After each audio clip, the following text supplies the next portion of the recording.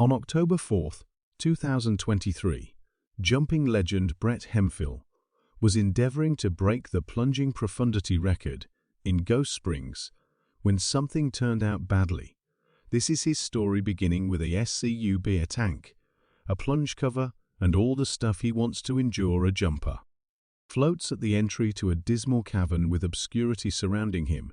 He can see what his headlamp gives the light enlightens, an indication close to the cavern. It shows a threatening messenger of death with an advance notice, expressing there's nothing in this cavern worth kicking the bucket for. Yet the jumper's interest actually gets the better of him, and he keeps rolling further into the tangled cavern framework. He needs to understand what's on the opposite side, regardless of whether it implies just barely getting through claustrophobia, instigating tight holes, and gambling getting caught down there. Throughout the previous few hours of his life, inside is a befuddling labyrinth of squeezed spaces with scarcely sufficient space to pivot. However, the jumper has seen a good reason to have hope he made it. What does the admonition sign know? He enthusiastically pushes ahead, except for the hole unexpectedly tightens, sticking him between the restricted walls of the cavern. However much he attempts to crush forward, he can't go any place. Way back is, as of now, not a choice, and the way forward doesn't appear as though a chance. Either frenzy begins to set in, and the walls start to close around him, pressing him like the lords of the sea have been maddened by his trespass. Is this how he will bite the dust? Attempting to get free 200 FD profound underground, without a spirit in sight, he whips viciously, yet recollects everything that a cavern plunging educator said to him: the more you alarm, the more oxygen you utilize, the more probable you are to pass on. He quiets down and takes a full breath of packed air, uniquely planned from nitrogen, oxygen, and other follow gases. The strain and dread solidifying his body settles. Unexpectedly, his scuba tank shifts and the jumper thrusts forward with an air pocket of help. He oars to the exit of the cavern ahead. He got free. This time will he be so fortunate? Whenever this is the crazy universe of cavern plunging, there's nothing down there yet. Profound cavern. Jumpers have a desire to investigate where no man has gone, prior to putting their lives in extreme danger, just to report where these frameworks lead. This was cave jumper Brett Bartley Hemphill's energy, and as you will find out, would prompt his disastrous end in his lifetime. Brett broke plunging records and, surprisingly, spearheaded a new side-mount jumping framework. On top of this, he needed to show the world the excellence and life underneath our feet. This should be safeguarded. Continue to look as we disclose the lamentable last snapshots of Brett's life. Brett was brought into the world in 1967 in Cocoa Oceanside, Florida. Before the age of 12, Brett had moved multiple times, counting once to Japan. Being given new conditions from the get-go gave Brett a longing to investigate and find the normal world around him. His ceaseless interest took him to places that couple of others had been as a kid. He would ascend each mountain, and he could track down the wellspring of each and every waterway and explore constantly. His general surroundings there simply wasn't sufficient to fulfill his consuming interest. Obviously, he was investigating by walking. In his initial years, however, an excursion into a cavern framework when he was 14 opened his psyche to the world underneath our feet. It was an adolescent dry cavern journey, and Brett was promptly entranced by the many-sided cave framework before him. Something occurred on this outing that redirected Brett's life perpetually. While different individuals from the trip dozed, Brett and two guides went investigating further into the cavern framework. They found a segment that had never been found before. As you can envision, this disclosure remained with Brett, the excitement of being the primary individual to swing by another. Climate was like none other for the experienced searcher in a dive. Delicate meeting in 2021. Rascal expressed, I generally cherished investigating. I was never a youngster that was content to sit in front of the television. On the off chance that I was riding a bicycle, I was hopping the river. You realize anything prior to moving back to Florida? Brett spent quite a while in Michigan, where he moved on from Howell Secondary School. In 1986, Brett was energetically fixated on finding new submerged labyrinths. He knew the most effective way to do this was by procuring his scuba jumping declaration, as it would open untold cavern investigation. This was the beginning of his excursion to turning into a specialist cave jumper. He even made another side mount framework. Brett understood that little cavern frameworks frequently lead to bigger sinkholes. With untold revelations inside, the main issue was the bulky back and side mounts for scuba tanks, so he made the Armadillo app, extraordinary SID mount framework that would permit jumpers to just barely get through close holes with less apprehension about getting caught. Discussing his development, Brett said while retreating from sections, "Too little to even consider pivoting in the back of my chambers would lift up and raise a ruckus around town. Roof and trap me, as opposed to leaving likely investigation in these sorts of cavern conditions. I chose to make planned variations to my SID mount rig by shortening the back association point and making a connection point lower than my midriff. Who knows the number of cavern jumpers lives Brett saved."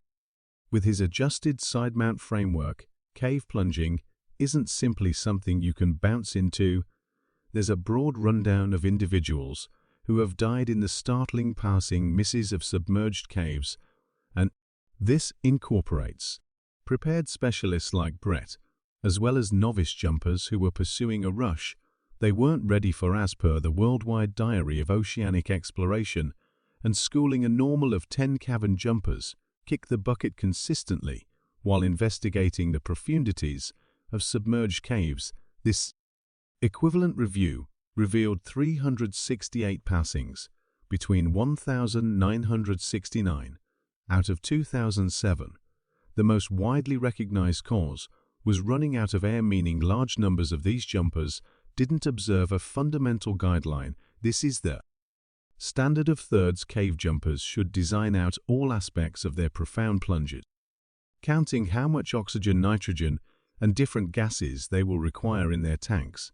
The standard expresses that 1/3 of your air supply is for the excursion in 1 year, is for the return trip, and 1/3 is there in the event of crises.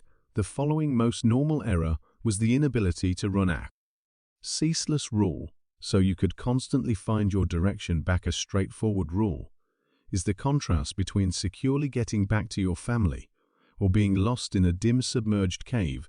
The risks of this outrageous game can't be put into words, and it's not only the trepidation of being caught in an endless cavern framework that jumpers need to stress over. As a jumper makes their drop into the profundities underneath the strain increments, with each foot they move, this expansion in pressure causes the nitrogen all around they inhale to enter their circulation system. Once they start their rising and the tension begins to diminish, nitrogen gets back to its vaporous state and begins to shape rises in the circulation system.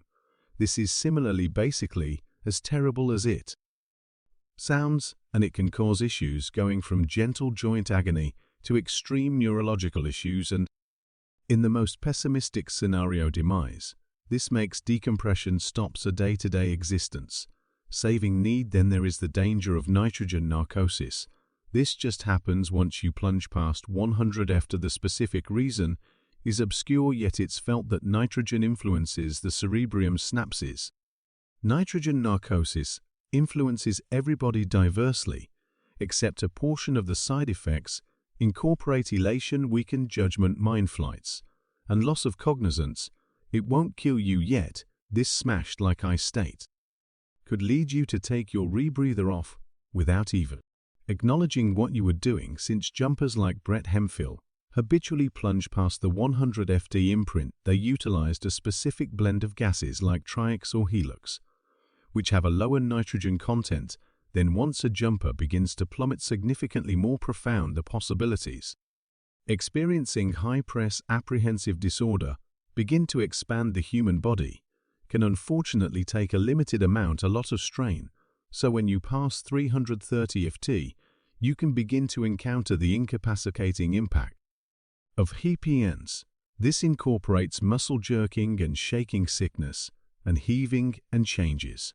In mental state, for example, fantasies and obscured vision presently envision arranging a cavern plunging trip around this large number of hindrances to stay away from the worst situation imaginable. Master specialized jumpers, like Brett Hemphill, would outline each and every detail of their jump. The combination of gases in your scuba tank should be exact. A small portion of a rate-off could be a disastrous defect that prompts mine flights while you're just barely getting through the tight holes of a submerged cavern. Your stuff should be in excellent condition, and you want to have a cavern jumping certificate to return to the surface without the utilization of a body recuperation group.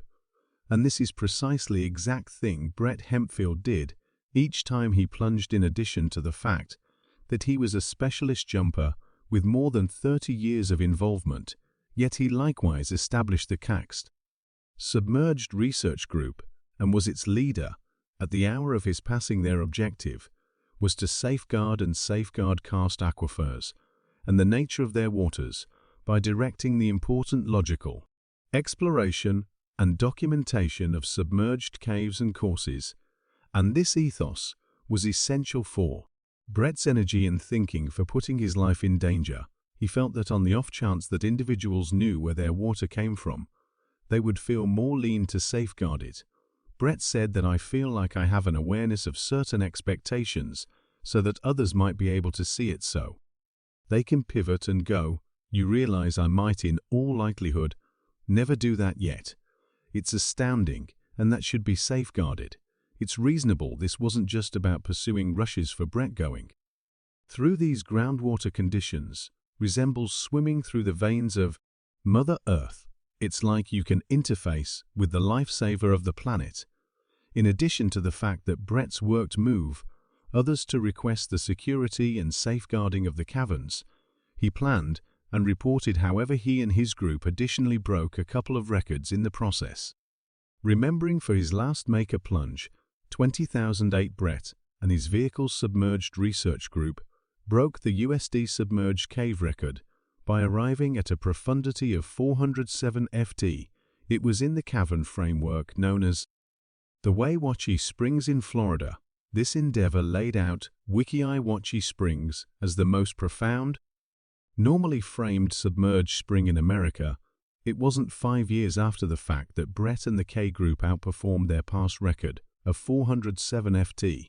This time it was in Ghost Springs, the extraordinary cavern framework in Texas that would ultimately guarantee his life. They arrived at an astounding profundity of 465 ft, 8,000 ft. Back in the cavern, they might have gone further yet. The Magna spike that plunging accomplice Andrew Pitkin was utilizing collapsed, driving them to turn around. This prompted their huge room they were in being named Magnus Lobby in October 2014. The Keast Group additionally made one of the most profound associations between the Waiwachi Springs and Twin Dees Cavern. The overseer of K and dear companion of Brett, Andrew Pitkin, said that he had this reference book of information on collapses Florida that was not accessible elsewhere. It wasn't recorded. It was a figment of his imagination. Sadly, a lot of this information was lost with him in the waters of Ghost Springs. Brett's last plunge began like some other, with meticulous arranging twofold and triple checking of stuff and ensuring the group knew all aspects of the technique. Collectively of experts, the plunge could never have pushed ahead without everything being in line. Brett and his jumping accomplice Andy Pitkin set out at 10:45 on October 4, 2023.